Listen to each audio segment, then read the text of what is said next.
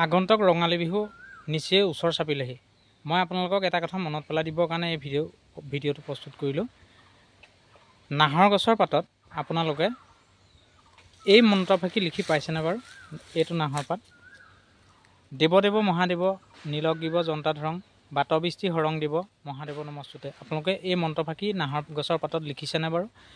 মই কিন্তু বিহুৰ জলপান খোৱাৰ পিছতে চোতালত বহি এই নাহৰ গছৰ পাতত সেই মন্ত্ৰফাঁকি লিখি মই ঘৰৰ দুৱাৰ বেৰ এনেকৈ আদি কৰি পেলাই বিভিন্ন জেগাত ইয়াক লগাই থওঁ।